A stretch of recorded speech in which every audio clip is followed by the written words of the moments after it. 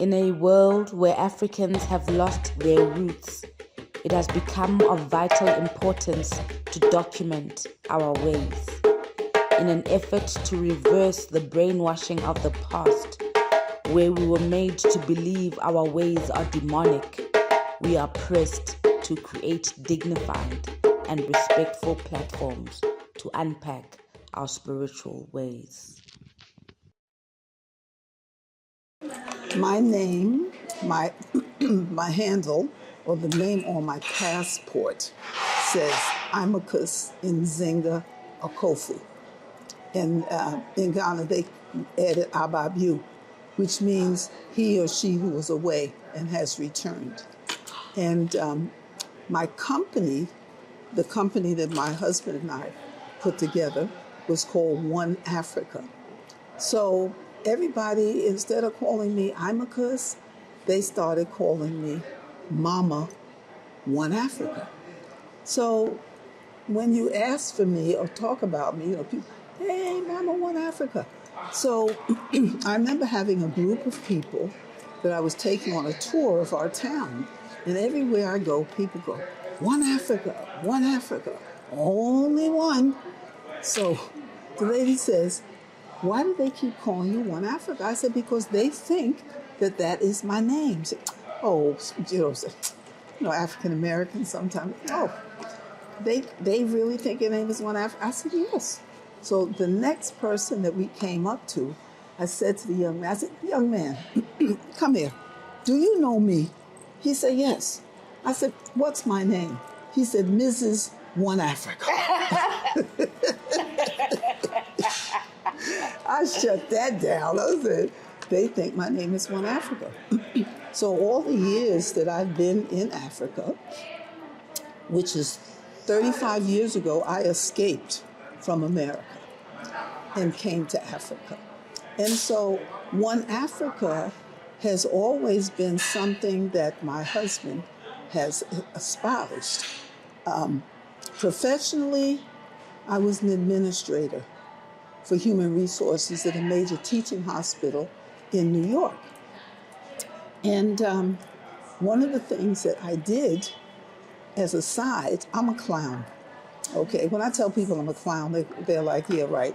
Like, ha-ha clown. I said, no, I'm a serious clown. I wear a flaming red, green, or yellow wig with long gold eyelashes, size 18 Nike sneakers. I wear a jumpsuit made out of kente cloth, and I carry a boombox and singing Happy Birthday by Stevie Wonder. And so I used to do educational clowning. I'm not the kind of clown that hits kids in the head with a hammer or, tries to put their eyes out and stuff like that. It's educational, that we teach the children, okay? And also, I don't paint my face. I don't paint my face white, because painting a white face is like reintroducing the children to the Ku Klux Klan, that whole cover your face with a white sheet. So I don't do that. I put colors in my face, but that's it. And it worked very well. After I left corporate America, people paid me $300, $350 for an hour and a half to come and play with their kids. And so my thing was, I have 2 balloon bouquets, one of the child's favorite colors, and I write the children's names on the balloons. And then I have a red, black, and green bouquet, which represents the liberation of African people. So I did that for a while before I came to Africa. And I remember the first time people invited me, Ghana, they didn't know clowns like that. They knew masqueraders. And I looked at masqueraders, they'd scare the hell out of me. So they asked me to come and do a party. And I went to do the party. And when I got to the school, when the people saw me, they slammed the door. They slammed the doors, they slammed the windows. They were saying, go away, go away, go away. And I'm like, well, what the hell is this? You all invited me, right? So finally, you know how children are so innocent. Well, the school wouldn't let me in, and so there were some children who were late. And so when they saw me, they sat down, we talked, and I'm sitting like this. He said, well, what's wrong? And I said, they won't let me inside. They're not letting me come in. So finally, one of the teachers came. I had to remove my nose, because I have a big red nose, pull up my wig, and say, it's me, Sister Vienna. Because that was my name before I got my African name. So sure enough, we go inside. There's about 50 or 60 children or more at the school. Children on the side of the mountain saw balloons, and they all rushed down. My husband, who we call the Pied Piper of the diaper set, trying to control the children. And he said, you can't come into the party because you weren't invited, but you can sit on the wall. And you have to remember, we're not going to fight because we are one Africa. I am one Africa, she is one Africa. All of us, we are one Africa. So he tells the children, say one Africa. And they started out like, one Africa. He said, no. One Africa like you mean it. Come see about 40 kids on the wall, long wall, and the children inside saying one Africa. I mean, and we're rhythmic. It's like, one Africa, one Africa, one Africa. So a few days later, we had gone home. We came into town, and the first child we saw said, one Africa. And every child we saw said one Africa. So the parents, we want to know, well, what is one Africa? Come see little 6 and 7-year-olds, younger children explaining to their parents what one Africa is, okay? So everybody started calling us one Africa, to the point where someone would come visit us and not knowing where we are. They wanted to meet the Robinsons. And people go, Robinsons? They don't know Robinsons. And my husband, we live like 3.5 hours drive from the capital. My husband is in the capital one day, and this lady walked up to him. She said, Mr. Robinson, I've been looking for you. I came down to Cape Coast. Nobody knew you. She said, I knew y'all were called one something, but I don't know what it was. He said, one Africa. She said, I've been in Ghana for a week and could not find you because people didn't know us by our surname. They knew us as One Africa. So One Africa over the years has stuck. And with the kind of work, and I don't consider it work, my mission when I came to Africa was to encourage as many of our people as possible to look to Africa, not to Europe, to come home to the motherland. And same with my husband. I mean, people, when we were leaving, they would say things like, oh, well, where are you going to park your Cadillac? Do you have an elephant outside your door? What about the lions? And Mother said, we are so much in the dark. Our understanding of Africa was Tarzan and Jane. You got some white guy swinging through the trees. Oh! Yeah. And Jane. And then you had Boy. And then you had their, whatever you want to call it. Now here you in the middle of the jungle with a white shirt and a bow tie, okay, leading an elephant. I'm like, and then they had the nerve to show a movie that showed Jane with a blonde afro wig and a laptop computer in a hut. I was done. I was totally finished. So for me, it was to show people how it was possible, How did I live in an unfinished house with no windows, no doors, no ceiling, no floors, no running water inside the house, no flushing toilet, no electricity, sleeping in a hammock? Okay. And it wasn't because we wanted to, but because someone stole all our money. You know, we paid $16,500 to have a house built because that's how much it cost back at that time. Hey, the people took our money. I saw my money go like this as it flew away. The Africans initiated you. Oh, yes, they did. It was like, welcome to Africa. I said, well, you know what? I don't care. Y'all are not going to run me out of Africa. I'm not going back to the slave master's camp. I will be right here. And so 35 years later, I'm still here. I love Africa. You know what I want to know? Because you said your name is Nzingha and Imakhus, and those are quite powerful names. Well, Imakhus means I, Mother Africa, Queen of the Earth.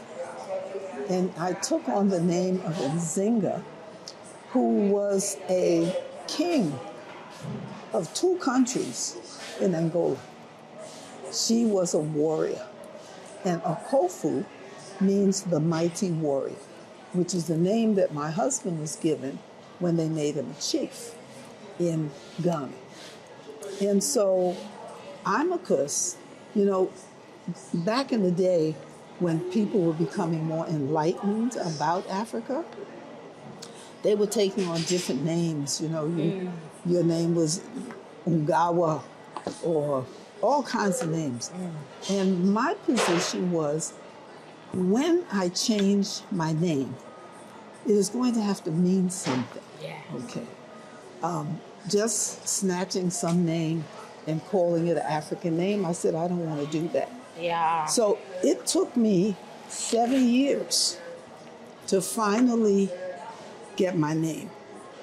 You know, doing different things. I was a Hebrew, and being Hebrew, they call mothers Ima. Well, they spell Ima, E-M-A. I've always spelled it I-M-A. And I remember asking the rabbi one day, what is the correct spelling? And he said, what resonates with you? And I said, I-M-A is what resonates with me. So that was Ima. And so as I was preparing to leave America, having visited the continent one time, knew that I got to get the hell out of here. Okay. And when I spoke to my husband about it, he was like, there you go again. You lived in South America, you came back. You lived in Jamaica, West Indies, and other parts of the Caribbean, you came back. Now you're coming here talking about you want to move to Africa. Girl, I don't know. I said, no, this is serious. I said, I don't want to argue with you about it. How about, let me give you a ticket to go to Ghana. And when you come back, then we could talk about it. Right now, I'm here and you're here. So when you come back, so he spent 1 month in Africa. And when he came back, and he was a retired New York City firefighter, he said, where's that pencil and paper so we can sit down and figure out how we can get the hell out of here? And I was so happy. So sure enough, my last days in America, I used to go to this Rastafarian restaurant because we had sold our house and we didn't have any furniture. We were sleeping on the floor. And so I go into this restaurant, and as I'm talking with a brother, he says, they always call me sister. Sister, me not know the I name. All this time you come here and you eat food with I. And me not know the I's name. I said, brother, I'm leaving. I just came to have my last meal with you. He said, but sister, where you for go? I said, I told you I'm going to Africa. You all haven't been listening to me. I'm going to Africa. He said, right, take me there. for true, y'all leave America. I said, true that. So when I told him, he said, asked me, what is my name? I said, my name is Imakhus. And he said, no, star. The name is Imakhus.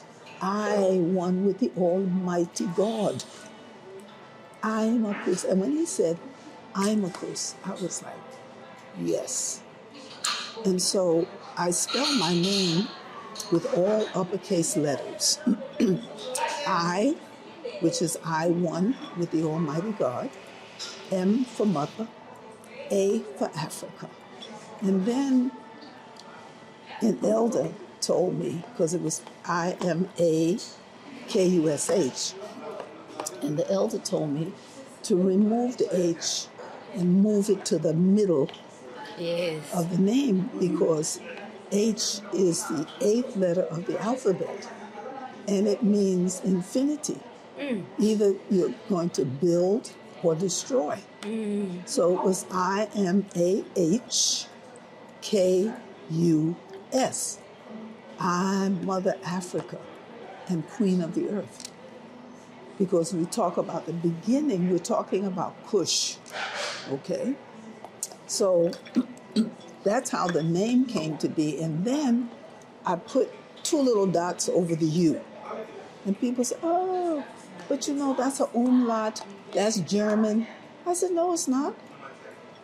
You know that the U, which we use, is a smiling face. So I put 2 dots over the U, and I was smiling, broad smile, laughing my way as I got the hell out of America. I said, how y'all get German? I said, remember, smiling face, 2 eyes, as I was escaping. So it's I, Mother Africa, Queen of the Earth. And I am a queen. And at this stage of my life, I'm a queen-ager. You know, they have teenagers and they have queen. Well, I'm a queen-ager. I said, don't call me no senior citizen. I ain't no damn senior citizen. I'm a queen-ager. All right, so spiritually, because you were in America and then you came this side, what does that do with your spiritual journey? it just takes me to a different level spiritually. It has reinforced for me and others that I interact with the possibilities of what it is that we can do. The belief in ourselves, the belief in our cultural and spiritual selves, knowing that, you know, you can do this. I know a lot of people know me that I don't know them, because I've done a lot of, interviews like this one. I have started my own podcast, have websites. And so my thing over the years has been to share my experiences, good, bad, or indifferent, and to encourage people to step out on, they talk about step out on faith. Yes, step out on faith. If this is what you have wanted to do, then you could do it. I was 50 when I came. I was determined. I said, I am going to Africa. Listen, for me, coming to Africa meant I sacrificed my family. Everybody thought that I'd fallen out of my treehouse. They were like, what? She lost her mind. My mother, my sister, my children, everybody except my husband. Because we fell out of that treehouse together. You understand? I said, well, we're going together on this one, baby. And so my family literally did not speak to me for years. It took my daughter 25 years before she visited me in Africa. It took our son 19 years before he visited. And then some of the others, I got one daughter never showed up to this day. Okay.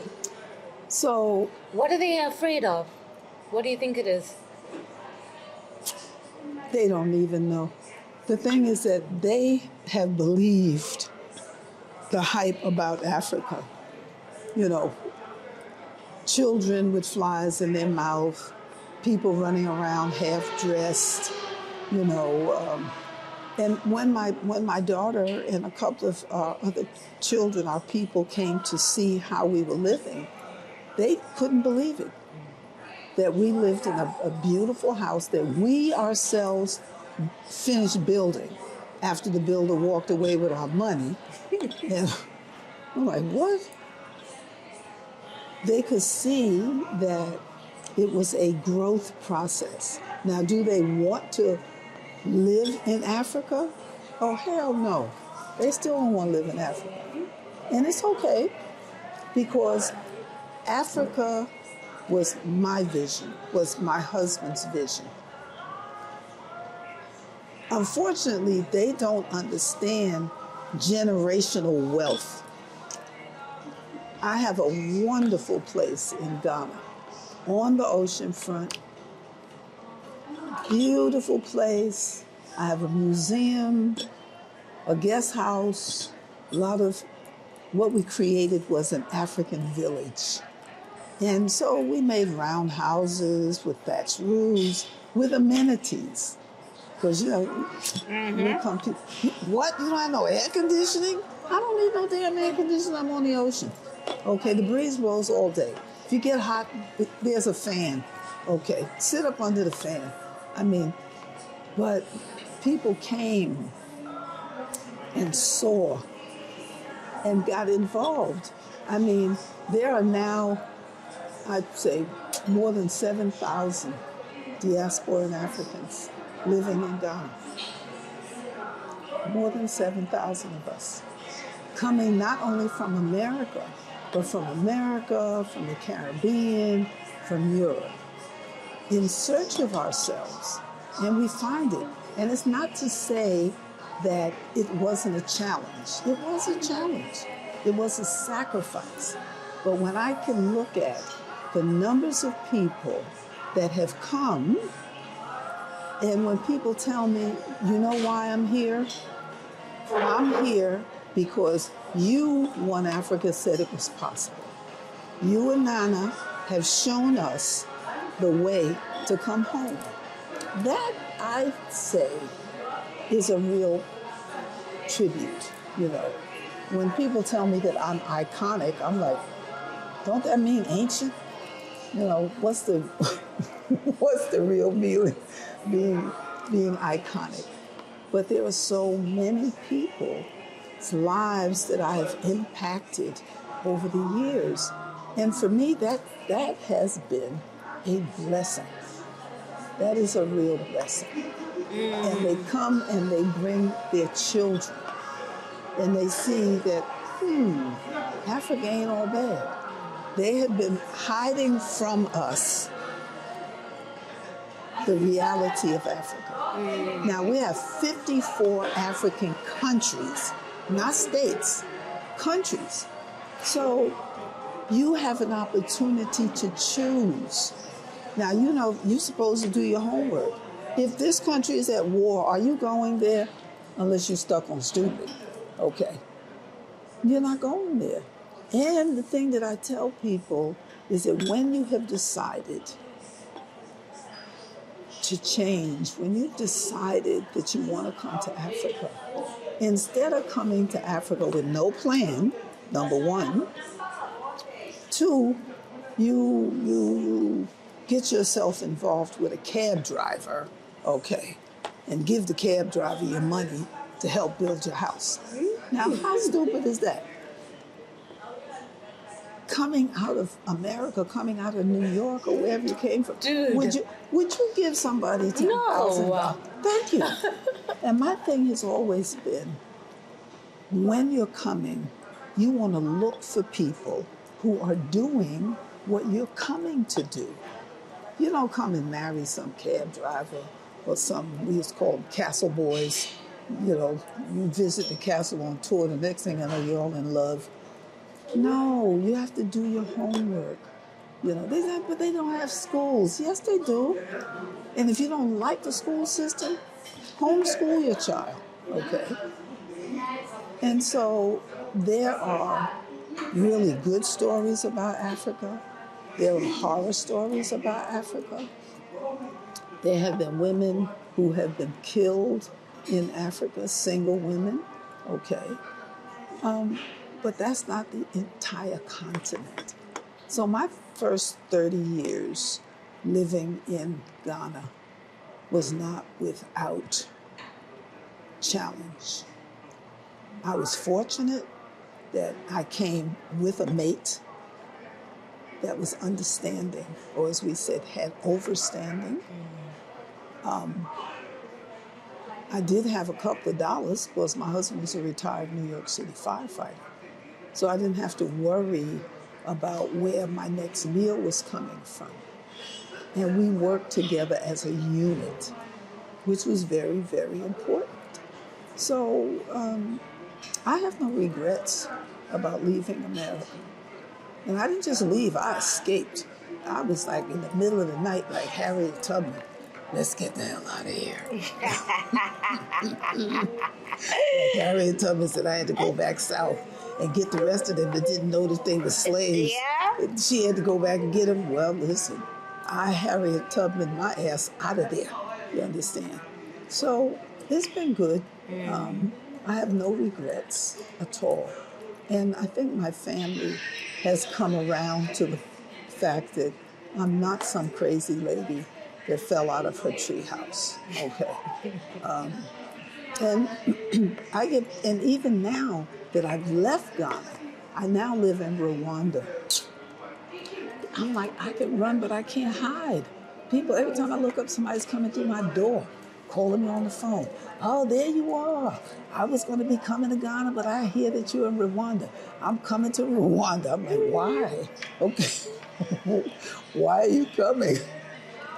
But it's really good, you know. I thought I was going to live in South Africa. Oh, really? Oh, yeah. I stayed for months here. But, child, first of all, too many white people. And they own too much shit. Do you understand? We don't own enough. Okay. And I said, you know, my daughter said, Mom, what happened? I said, no, girl, I can't take that. Mm-mm. I go to places and they look at me like, I said, no. I'll stay where I am. So right now we are in KZN and you've come to check out one of the projects that you've been supporting. Yeah, I remember we started the Institute of Africology at the Bott Center. Very few people, you know, we never, you know, the theme never changed. And Yah has been persistent. She's been on the case with teaching our youth about who they are, about the opportunities, about what it is that they themselves can do, that they have the right to be proud to be African. Okay. And we started with 5 or 6 students consistently, and the numbers grew and grew. And this, unfortunately, I'm ashamed to say, though I am the patron, this is the first time that I've actually been to the center.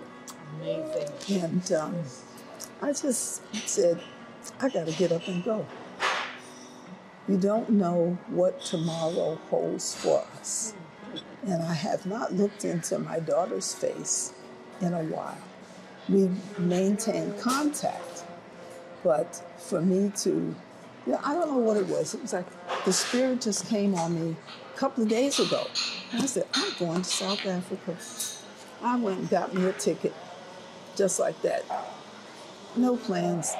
Packed a suitcase and called my granddaughter, and we colluded together to surprise her mother. So I was just hoping she wouldn't have a heart attack when I walked in the door.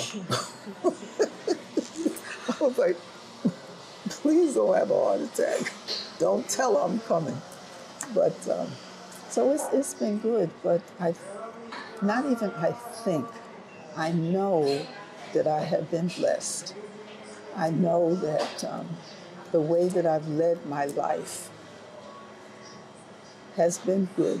Okay, I've had my challenges, but I've never looked back nor had regrets.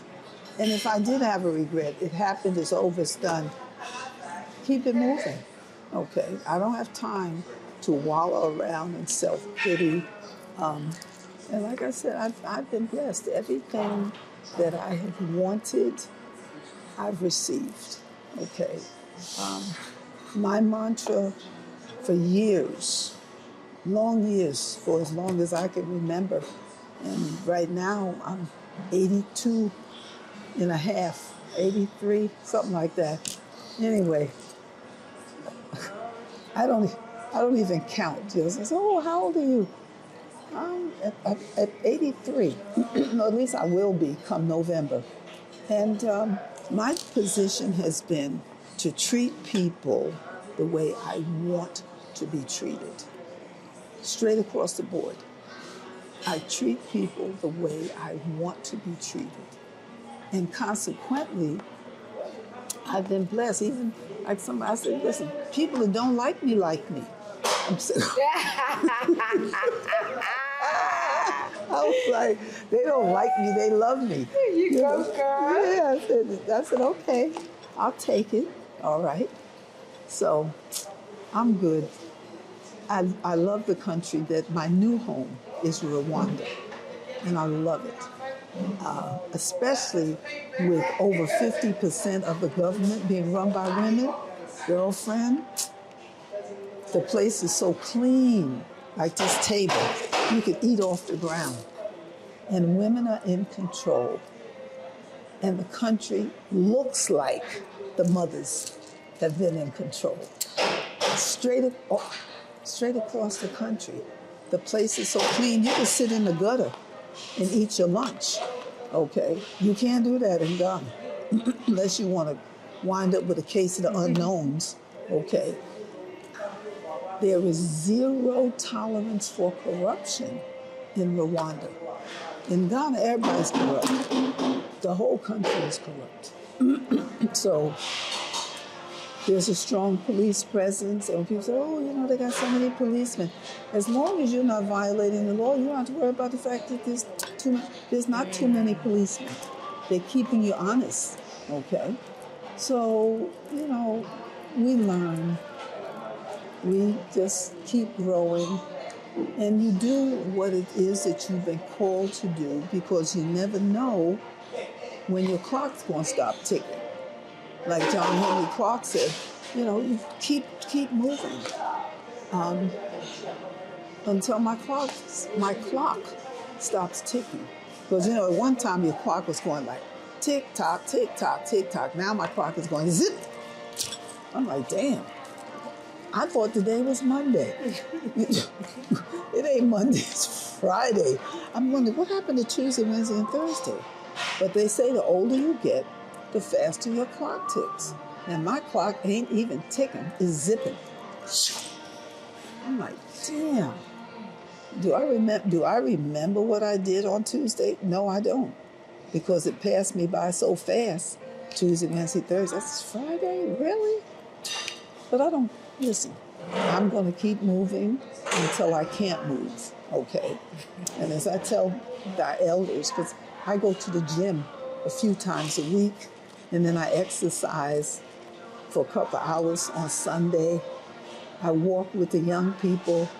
I do push-ups and sit-ups. And in Ghana, not Ghana, in Rwanda, every Sunday, the whole country is out.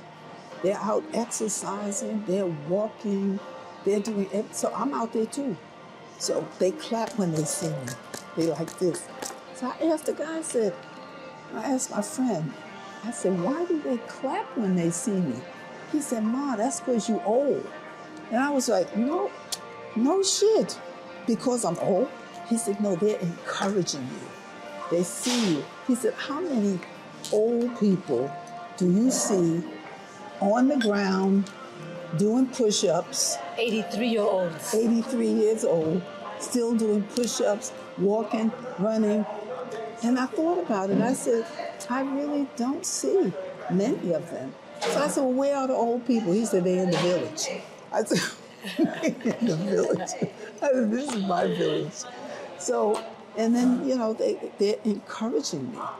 So I used to just clap back at them because I didn't know what the hell they were doing. They clap, I clap. And raise my fists. Yes. Do it.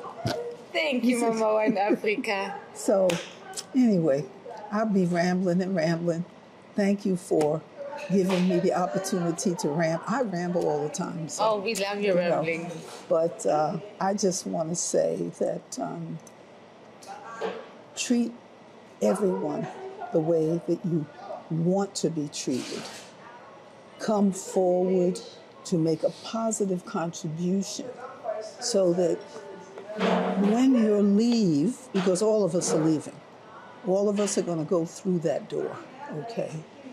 Instead of people, my thing is that when you leave, I want you to be sorry that I'm leaving, not damn glad that I'm gone, okay? And on that note, I will say, one Africa. Who are you when all you were has been diluted by lies and white lines cancelling out all that which has been written of your history? Why do you look at yourself as a mystery? Doesn't the sun shine because you open your eyes? Doesn't the moon stay situated within the same stars your DNA sparkles off? Your spirit knows that surely corner into e off. Buza umoya so you may return to being well off. Because spiritually you are rich, yet your ancestors cry because you are out of reach. But yours is to command all elements while God takes inspiration from the very mirror she looked at to become. Remember who you are and never finish just when they think that with you they are done.